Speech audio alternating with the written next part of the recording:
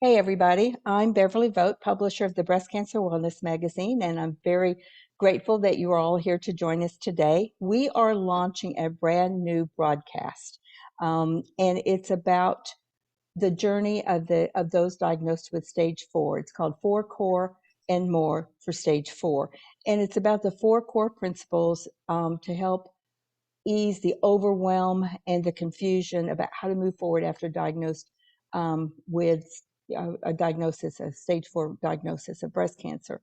And so this broadcast, this internet show was created because I see so much overwhelm with with women and their loved ones when they are diagnosed, and um, sometimes they just don't know where to begin. And so I knew immediately who I wanted to reach out to be a part of this show. And I'm joined today with Lori Lober. Lori is a longtime friend of mine. I've known Lori. We met, I believe, serendipitously. I believe there was a higher hand in our meeting. And so Lori she is a stage 4 breast cancer thriver. I'm going to let her share, some information about her journey. And then the next, we'll have another segment follow up where Lori is going to interview her co-host, Allison Rash. And so Allison is also a stage 4 breast cancer thriver. So in our future shows, we're going to do a deeper dive into each one of these 4 core principles. So Lori is the author of, she's actually written 3 books: Bigger Than Pink, Still Bigger Than Pink, and Love to Live, Alive and Thriving. And I recommend all breast cancer survivors to read all 3 of her books because she breaks down what she did in her journey. She even has a chronological portion here in her Love to Live book about her journey, the calendars, each step to when she was diagnosed, what she did, who she saw, and even she even breaks down those times when she's had those breakthrough moments in her journey, knowing that she was taking the next best step in her life. So that's the reason this show is so important. So Lori Lober, like I said, she's a good friend of mine. She lives in the Kansas City area. She is a stage 4 breast cancer thriver. I'm going to let her share with you her diagnosis and about her journey and why she has agreed to be a part of this bi-monthly broadcast. Lori, thank you so much for agreeing to be part of this experience to share with others. Oh, thank you so much, Beth. Have I told you lately how much I love you? Have I? Ditto. Oh my God. Ditto. Ditto.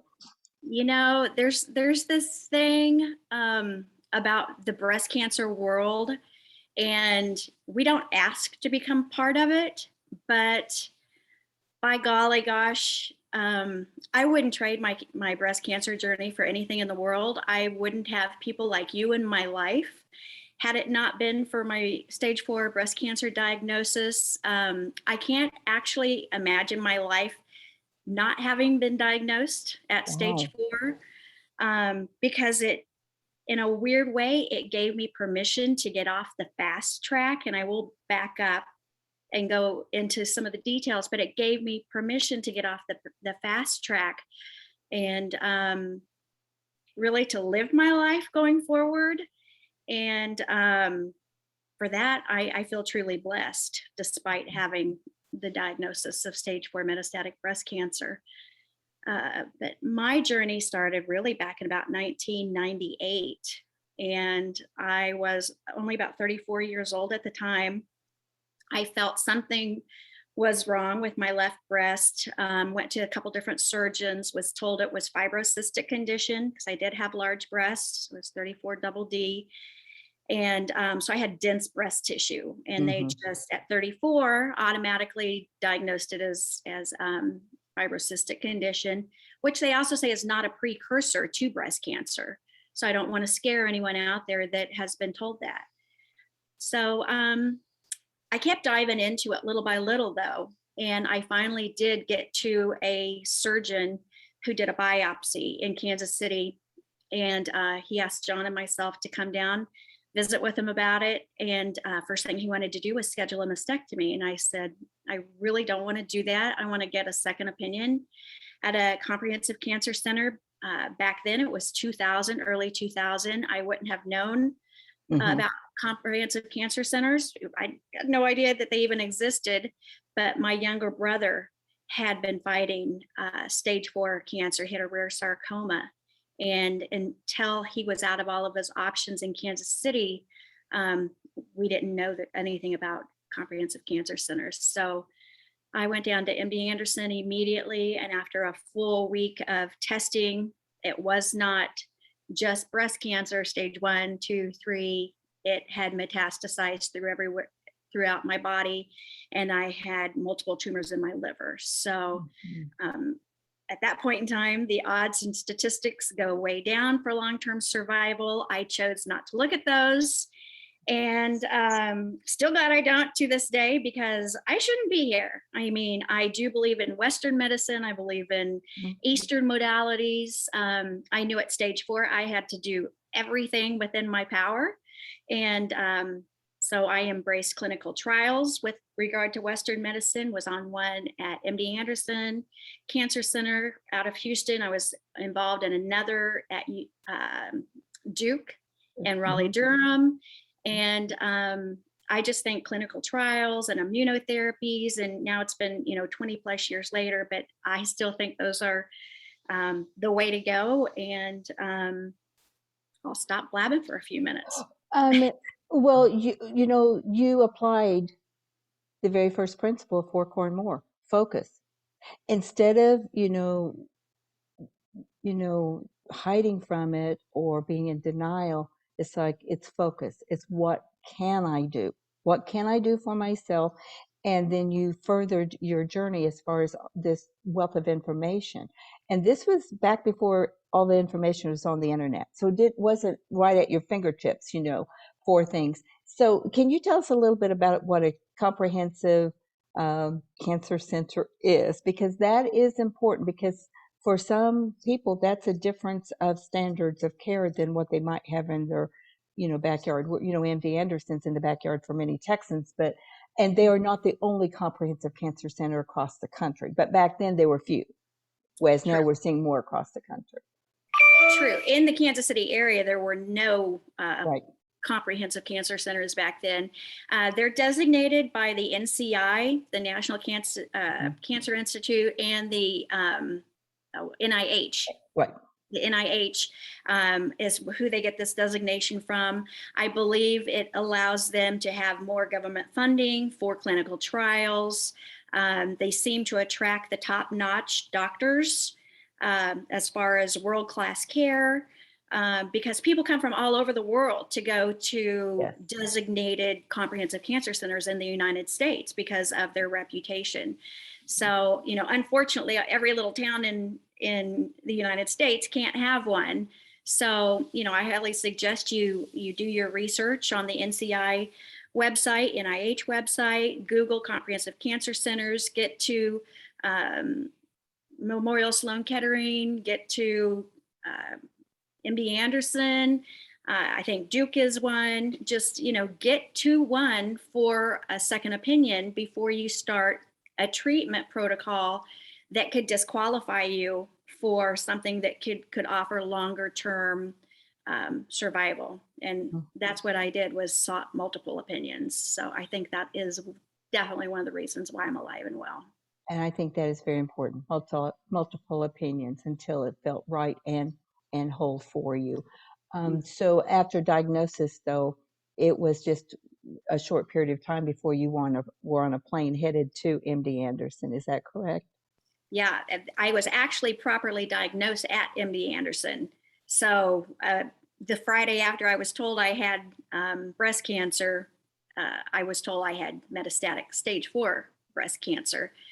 They gave me the clinical trial paperwork. We stayed over the weekend in Houston, got my port put in, started my first treatment on Monday morning after Easter of 2000. And literally the day I started treatment, when we got back on the plane to go to Kansas City, I felt like the treatment was already killing off the cancer in my breast. It was the craziest thing. And I believe in, we are our thoughts, and, a lot of it is right here. But I truly did believe, and I sent a message to my oncologist 2 or 3 days later. And I said, "Is there a chance it could already be dying off?" And he said, "Absolutely. Oh, wow. Absolutely." I've So, spoken with you many, many times, Lori. You give me chills. Right there again, you give me chills. You had a conversation with John on the flight back from MD Anderson to mhm. Kansas City.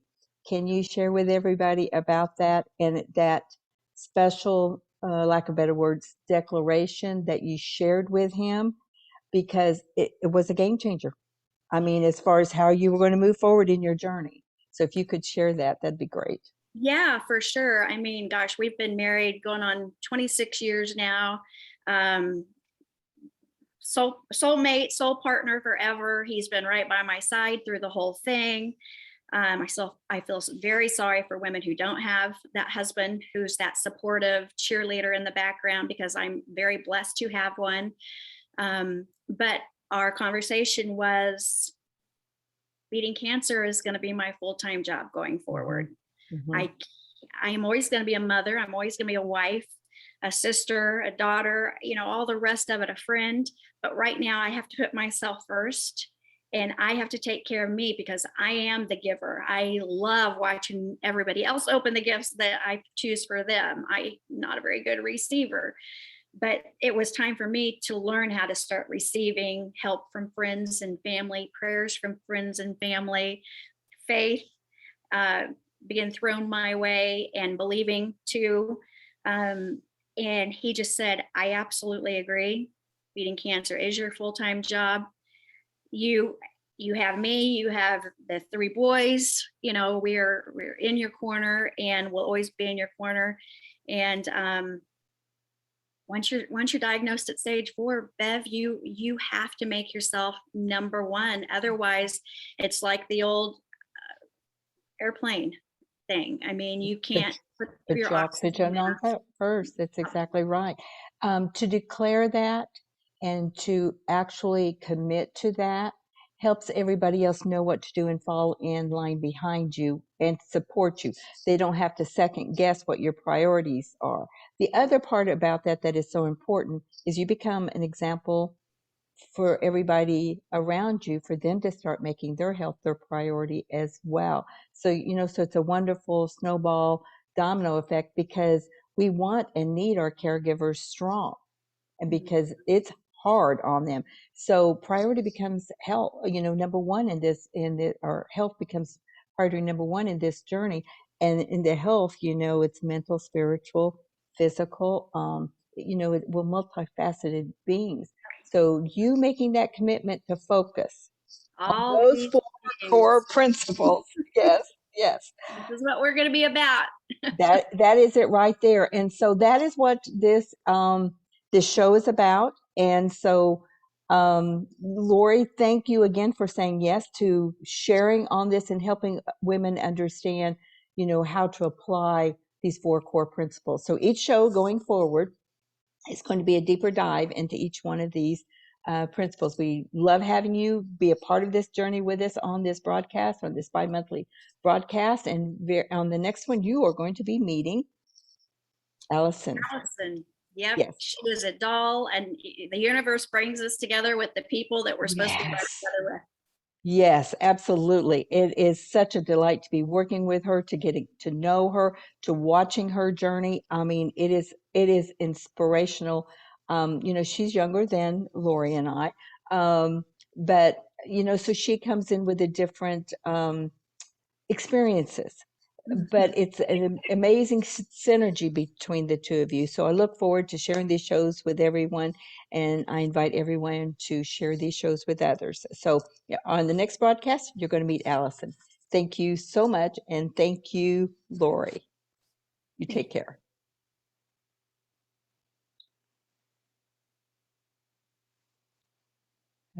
How do I end the thingy?